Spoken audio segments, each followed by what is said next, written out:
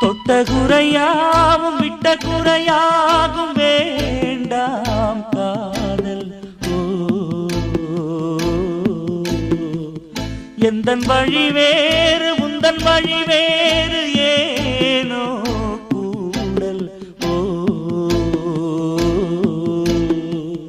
உன்னுடைய வரவையை நீ உள்ளவரை காத்திருப்பே.